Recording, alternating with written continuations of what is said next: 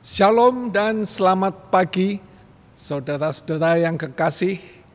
Kita berjumpa kembali di dalam channel Doa Pagi dari GKI GS 88 di Purwokerto. Kali ini saudara bersama dengan kami, pembawa firman Budi dan pengarah kamera Adi, yang tidak bisa saudara lihat, sebab selalu berada di belakang kamera. Saudara-saudara, mari kita akan pujikan dulu sebuah pujian, yaitu janganlah kumpulkan harta. Ini diambil dari PKJ 271.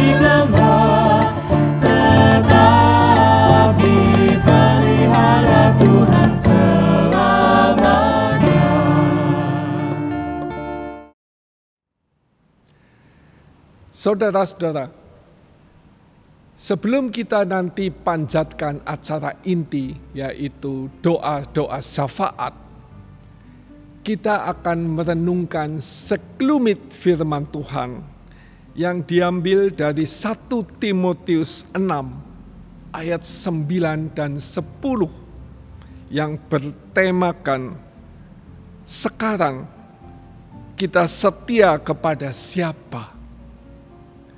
Dan sebelum masuk dalam firman Tuhan ini, mari kita mohon bimbingan Tuhan dalam doa. Tuhan, Bapa kami yang Maha Kuasa dan Maha Kasih Setiamu, pada pagi hari ini kami semua bersehati untuk panjatkan doa, mohon bimbingan Roh-Mu yang kudus, supaya hati dan pikiran kami dibuka, supaya dosa kami diampuni, supaya jangan menjadi penghalang bagi doa-doa kami kepadamu. Kami mohon Tuhan. Selanjutnya Tuhan, kami juga mohon kepadamu, berikanlah bimbingan, supaya firman nanti dapat berguna bagi anak-anak-Mu ini. Kami mohon jauhkan segala sesuatu yang mungkin dapat mengganggu atau menggoda konsentrasi kami dari acara doa ini. Kami serahkan waktu selanjutnya ke dalam bimbingan tangan Tuhan. Dalam nama Yesus, amin. Bacaan firman Tuhan diambil dari 1 Timotius 6 ayat 9 dan 10. 1 Timotius 6 ayat 9 dan 10. Demikian. Namun mereka yang ingin kaya terjatuh ke dalam pencobaan, ke dalam jerat, dan ke dalam berbagai nafsu yang hampa dan mencelakakan, yang menenggelamkan manusia ke dalam keruntuhan dan kebinasaan. Sebab akar segala kejahatan ialah cinta uang. Dan karena memburu uanglah beberapa orang telah menyimpang dari iman dan menyiksa diri dengan berbagai-bagai duka. Amin. Demikian firman Tuhan.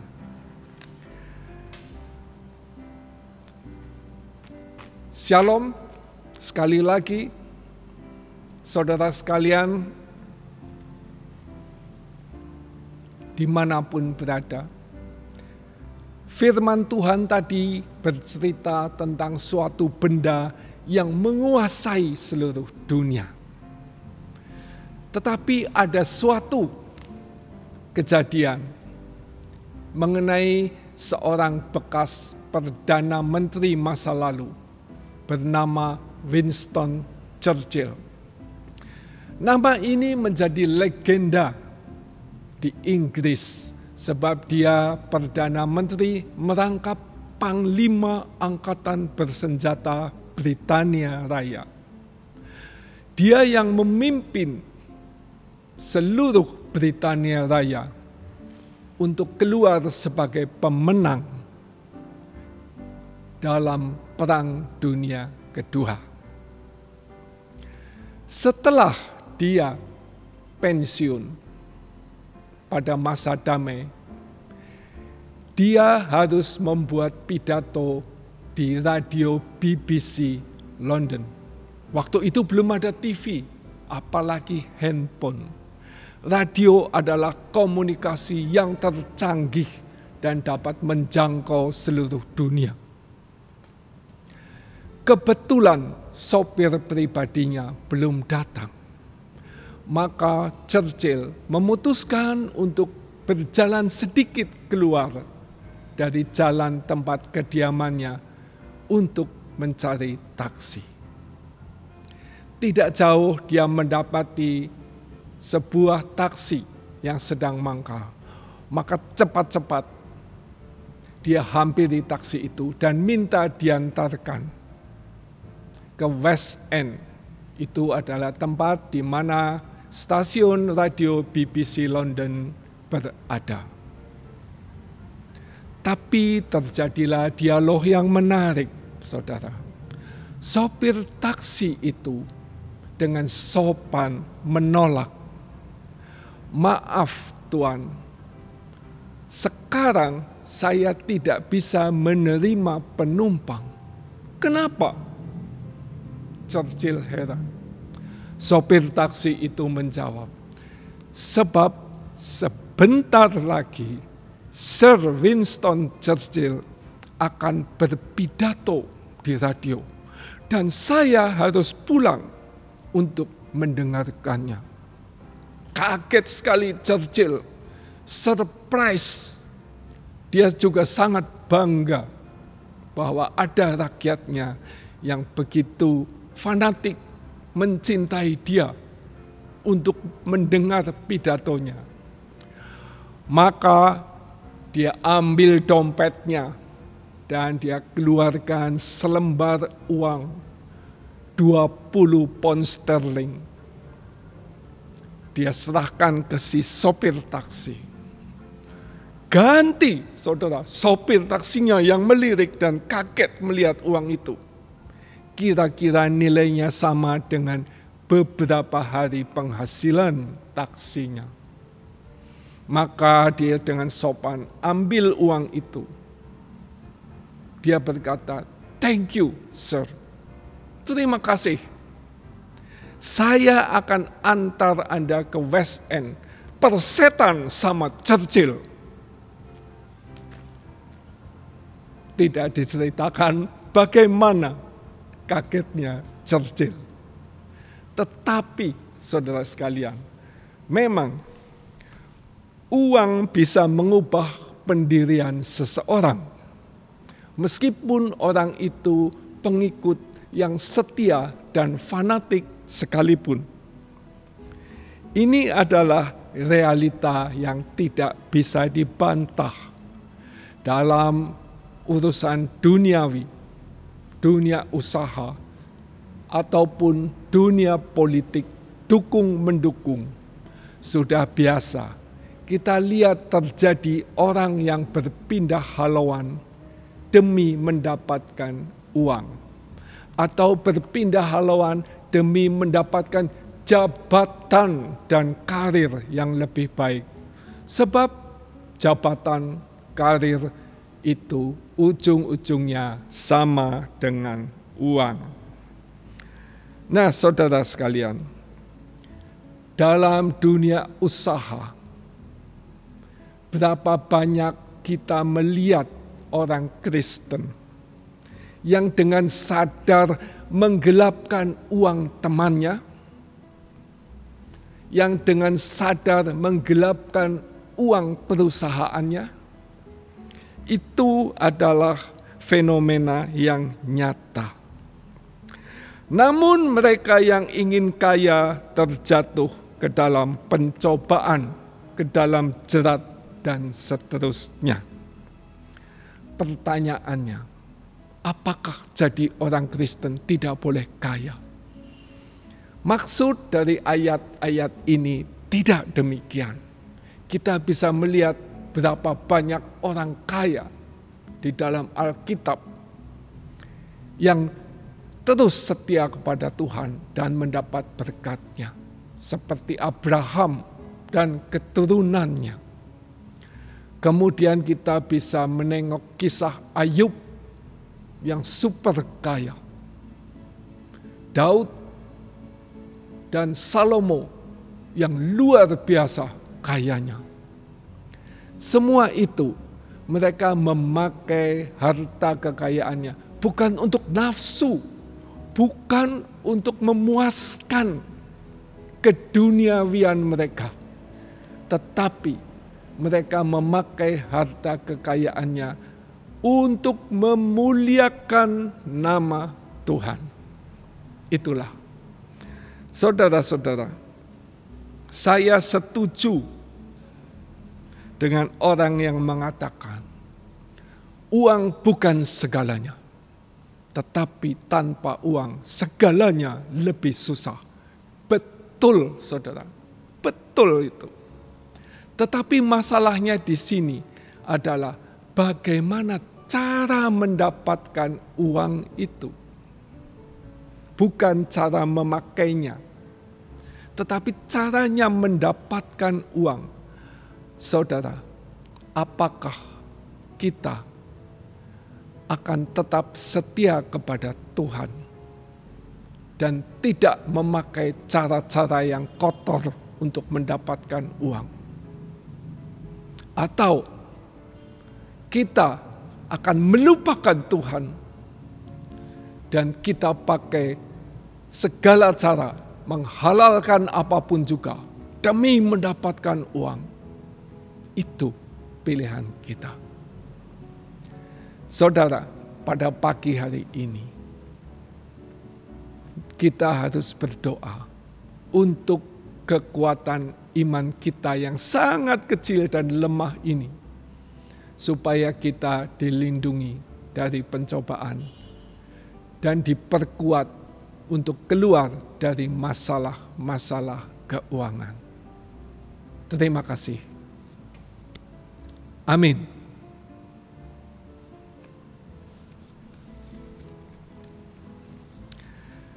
Saudara, kita akan masuk ke dalam inti acara, yaitu doa syafaat.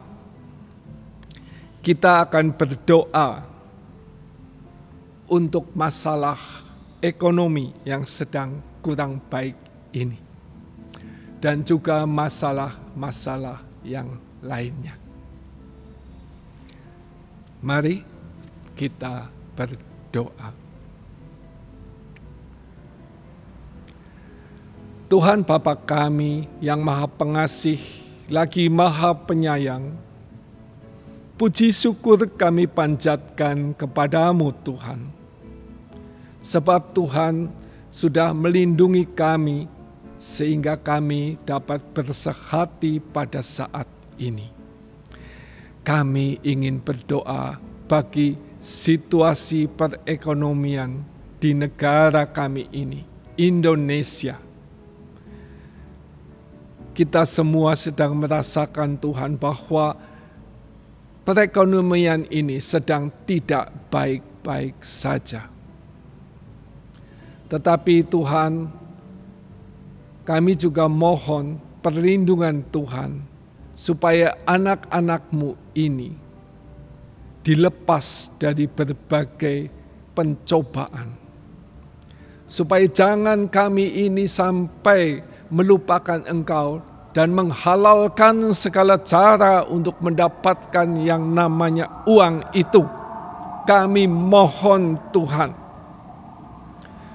berbagai cara yang dilakukan oleh mereka untuk menggoncangkan iman kami, kuatkan kami. Kami percaya bahwa Engkau akan menuntun kami keluar dari masalah ekonomi ini. Tuhan, selanjutnya kami juga berdoa untuk anak-anak-Mu yang sedang terbaring sakit, disal-sal di rumah sakit, maupun yang ada di rumah yang tidak kami ketahui. Mereka sedang menanggung beban jasmani kesehatan mereka dan juga membutuhkan uang untuk bisa berobat. Tolong mereka semua Tuhan. Tuhan, kami juga berdoa untuk banyak masalah program di gereja-gereja yang masih belum dapat berjalan dengan baik. Karena kami semua harus menghemat uang. Kami mohon Tuhan. Kami juga berdoa Tuhan bagi keluarga yang berduka cita. Kemarin Tuhan sudah panggil saudara kami terkasih, Bapak Joni Silalahi. Kami mohon Tuhan berkati keluarga yang ditinggalkannya supaya mendapatkan penghiburan dan kekuatan yang baru. Supaya dapat bangkit dari duka citanya. Kami mohon Tuhan. Kami juga berdoa untuk banyak sekolah-sekolah, pendidikan Kristen yang sedang berjuang untuk mendapatkan status yang lebih baik, untuk mendapatkan murid. Semuanya ini membutuhkan banyak pengorbanan dan usaha. Tuhan, berkatilah mereka yang sedang bekerja dalam bidang pendidikan itu di sekolah-sekolah-Mu. Mohon Tuhan berkati dan sertai segala usaha mereka. Terima kasih Tuhan. Dalam nama Yesus kami berdoa. Amin. Terima kasih saudara dimanapun berada.